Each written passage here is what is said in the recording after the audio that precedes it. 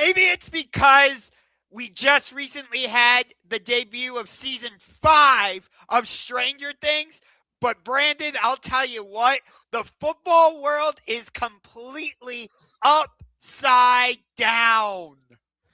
Yeah, listen, Josh, you might be a little bit surprised that I'm in good spirits today after we stayed up to watch almost a 4-hour football game filled with about 10 turnovers in it. We have a lot to get to tonight, all things NFL, all things college football, and as well as all things wrestling. There's a lot of news going on in the sports world, so let's get right into it. The question is on the screen about do I expect my Philadelphia Eagles after Jalen Hurts had 5 turnovers, including 2 in 1 play, to go on the verge of a 2023 S collapse? And the answer to that, I know, surprised everybody, is no. I do think there are two differences between this team and the 2023 team that did collapse. The main difference is that collapse was on the defensive side of the ball. They could not tackle, they could not stop anybody. Their heart pretty much stopped beating. They were getting blown out by the Niners, by the Cowboys, by the hapless Giants. This team, on the other hand, is led by their defense, who, once again, even without Jalen Carter last night, played up to their potential, had 7 sacks, kept the Eagles in the game, and the offense just continued biting themselves in the foot and biting themselves in the foot and biting themselves in the foot. At this point, I think the 2025 Eagles are this. They are a flawed football team that, a lot like the Chiefs last year, are led by their defense, even though they have an offensive minded head coach. And the hope is if Jalen Hurts doesn't turn the ball over, they can win games, but they don't even know what's wrong with their offense because it's not one thing. If it's not A.J. Brown complaining, Saquon Barkley can't pick the right hole on the first play of overtime, or otherwise he had one-on-one with a safety for a game-winning touchdown. They can't run the ball on first down. Their spacing is odd. Jalen Hurts turns the football over, and then he just throws an absolute dart on 3rd and 16 to Devontae Smith to change the game, and then throws the game-winning interception. So I have no idea what to make of my team, and I think the good news is the schedule does ease up. Josh, I'm going to let you go now. Yeah, the one benefit you guys have is you face the Raiders and you face the Commanders twice in your final 3 games. But even still, I'm benching Jalen Hurts going into fantasy playoffs. I'm sorry, Matthew Stafford, even though, again, Jalen Hurts is facing the Raiders and Matthew Stafford is facing the Lions. You would think that would favor Jalen Hurts, but based on what I've seen, no, I'd rather have Matthew Stafford. But are the Eagles on the verge of a collapse? No, because their schedule favors them. Again, they host the Raiders this week, and then in 2 of their final 3 weeks, they play the Washington Commanders, who might not have Jaden Daniels. They're And who only quit? I mean, I don't know what that was against the Vikings on Sunday. Um, I mean, I don't know what fight they have left in them. Now, it's always a divisional game. It's going to be tricky. I think the game at Washington is going to be a trickier game than people think. But I think you're right in your assessment to start Matthew Stafford in fantasy because I think Jalen Hurts, they're not going to ask him to do much. They're going to ask him to throw about 20 times, hand the football off to Saquon Barkley, hope he gets good yards, and hope the defense can shut down what may be Kenny Pickett returning to Philadelphia and the Las Vegas Raiders. I mean, they should win this game. It should be like the Giants game in week 8. And the only test they really have left is week 17 at Buffalo. And maybe they gain some confidence these next 2 games going into that Buffalo game. Yeah. So, as we know, there has not been a repeat champion in the NFC East since 2004. No. And And by the way, last night, Jalen Hurts had probably the worst game of his career. However, that being said, the second to last interception he threw, I know it was a high pass, but it was off A.J. Brown's hands. A.J. Brown should have caught that ball.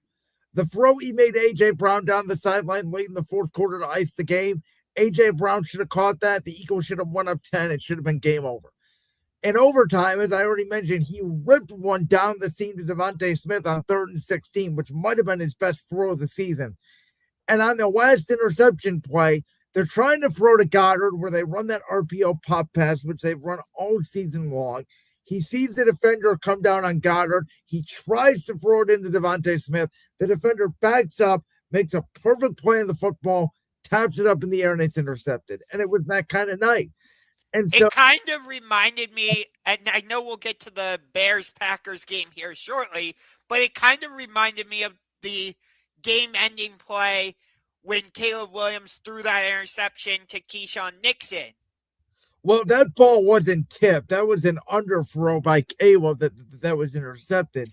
No, I get that, but it felt reminiscent of that play. Do you and get by the way, and the Bears only had 11 yards passing the first half, and they were still in the game. So we both have said that the football season's weird this year. I do think the number one seed is 100% out of the question at this point. However, I don't think it's impossible if this team wins their last 4 games to get the 2 seed.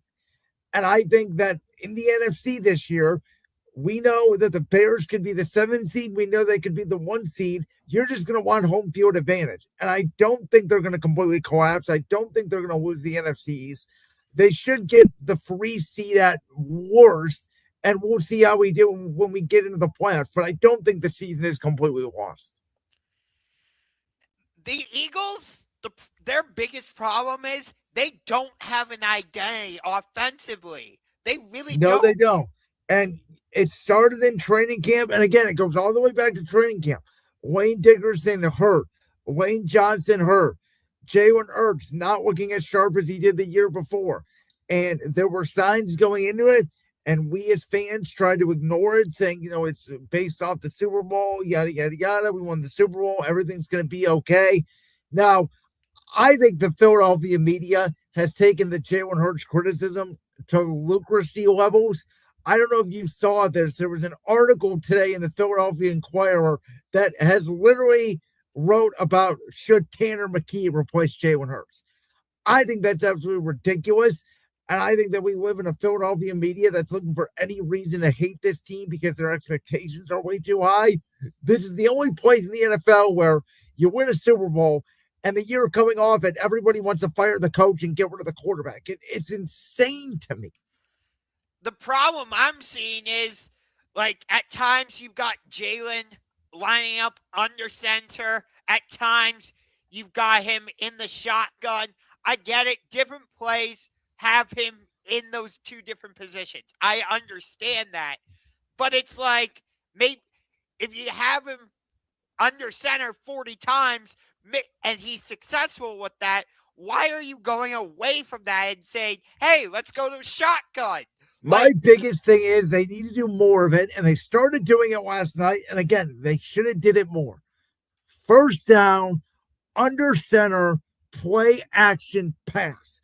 Because what is everybody doing on first down? They are loading the box, but not in the box, saying we are not going to let number 26 beat us the way he did last year. And 26 had a good night last night, albeit there were very much signs of the 2025 season, but he had better holes. The offensive line, I thought, played better than they have in probably the last month, at least when it comes to run blocking. So on the one play, he ripped off a 50-yard touchdown run? Well, that was on the fake tush push, which I thought was a brilliant call. And again, the first play of overtime, after the Chargers got the field goal, Saquon Barkley picks the wrong hole. Otherwise, I think it's game over. I think the Eagles win. There is nobody on the right side of the offensive line. You know what's crazy, though, is watching that game, you would have thought the game was in Philadelphia, not in LA. Yeah, and I thought that would have helped us not being technically at home, but having a home field advantage. But again, this team should beat the Raiders. I predict they're going to beat the Raiders. I don't know if it's going to be ugly or not. I have a gripe with Pete Carroll because I think the NFL is officially rigged for the way that Broncos Raiders game went down on Sunday, if you know what I mean, when it comes to the betting market of that game. But the Raiders are hapless. I mean, you know, I'm Yes, here. but knowing you guys, you'll find a way to allow them to stay in the game longer than they should. Oh, it'll be a 'Cause- 7-point game in the fourth quarter, more than likely. Yeah, exactly. Um, but one of my biggest gripes overall with this game is the fact that it should have been in San Diego. It should not have been in LA. And we'll get to Phillip Rivers here shortly, but he's a semifinalist for the Hall of Fame. He played for the San Diego Chargers. Antonio Gates, who went into the Hall of Fame last year, played for the San Diego Chargers. LaDainian Tomlinson, my all-time favorite player in the NFL, played running back for the San Diego Chargers. So, as much as like it was great to watch this game, the fact that it was not in San Diego is a travesty. I love that. Justin Herbert has played for the Los Angeles Chargers since 2020, and Justin Herbert hurt the Eagles more with his legs last night than his arm, which I think is something nobody's talking about. The fact that Justin Herbert played as well as he did with that hand injury is... Well, he played okay. He was great with his legs. He was not good with his arm. The Eagles' defensive line won the game last night, and we somehow lost the game. That part is true, yes. All right, let's get to the other big matchup that happened in the NFC on Sunday. That was the Green Bay Packers who held out the Chicago Bears at Lambeau 28-21. And I said going into this game, I didn't really care about this game because I thought the game that was going to decide the division was going to be Week 16 regardless. The game in Chicago, the NFL has now announced that it's going to be on primetime at 8 p.m. that day, December 20th on Fox, going head-to-head with the college football playoff. For this game, if I'm a Bears fan, Josh, I'm actually encouraged. The reason I say that is because Caleb Williams had 11 passing yards in the first half, and they were still in the game. And in the second half, not only did they outscore Green Bay by 4, but they ran the football down the throat of the Packers for most of that second half. They controlled the line of scrimmage. Just the Packers defense made one more play than the Bears did. It wouldn't shock me if the Bears beat them in 2 weeks in Chicago and even the series are one apiece. These two teams looked about even to me. And I don't think that second meeting is going to be the last time they see each other. That's very well a possibility. Because I do think they are going to see each other in the postseason. But think about the ramifications of this game. Chicago came into this matchup as the number 1 seed in the NFC. And now, because they lost, they have fallen all the way to the number 7 seed. And they're second in the NFC North. And again, we'll get to Packers-Broncos here in a minute. But I felt like this game was more important for the Green Bay Packers because they will be at the Denver Broncos this week. Meanwhile, the Chicago Bears, are going to host the Cleveland Browns. And that should be a get-right game for the Bears. Here's the thing for the Bears. I'm not picking the Browns to win, but this is the classic look-ahead game for the Bears, where it is the sandwich spot, Packers, terrible team, Packers. That is classic letdown for the Bears. That if they don't pay attention, if they don't block Myles Garrett, he may end up breaking the sack record on Sunday. And there is, I'm not going to say it is a 0% chance the Bears lose that game. That's what I'll say. Well, if they do, then they're possibly in danger of missing the playoffs, which is crazy. Even if they win out, if they lose one of these games to the Niners, that game could decide their playoff hunt. I mean, the Bears could finish anywhere from the number 1 seed, the 2, the 3, the 5, the 6, the 7, or they could be out completely. The only seed they can't finish is the 4 because that will belong to the NFC South winner at this point. What did you think of the post-game handshake between Ben Johnson and Matt LaFleur? I honestly did not see it. I'll be honest with you. It was basically just a quick handshake, and then they walked away from each other. Well, I mean, these two guys are rivals. Ben Johnson's made it known that he was going up against Matt LaFleur. All the way dating back to his days with the Lions. I don't make nothing too much of it.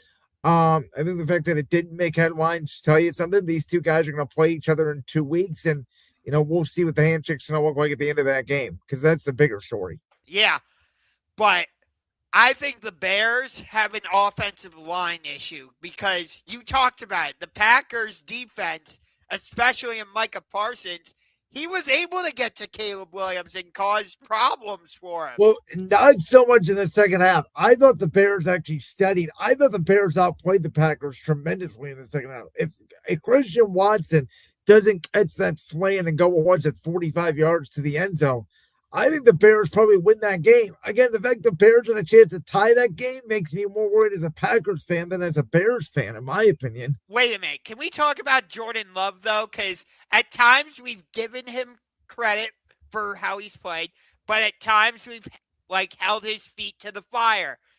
For example, in that Cleveland game back in week 3. I thought he played really well, but I still got to see it for an entire duration of the season. I know, again, we talk about how bad Jalen Hurts is Monday night. Well, I know when it's time to be clutch, Jalen Hurts more times than not is clutch. I don't know that yet about Jordan Love. And again, we've had examples of that. Think back to, like I just said, week 3 against the Browns. A couple weeks ago on Monday Night Football at home against Jalen Hurts and the Eagles. And there's a few other examples. How about the game against the Niners in the playoff game, the game they lost a couple of years ago after they trounced down? He had an opportunity to beat the Niners that night. I think people forget about that game. I thought the Packers significantly outplayed San Francisco for most of that game. Yeah, which would have set up an NFC North NFC Championship game. And Jordan Love threw that crossbody interception, and he really has not been the same quarterback since. Yeah. We'll get to that comment later in the show. Don't you worry. But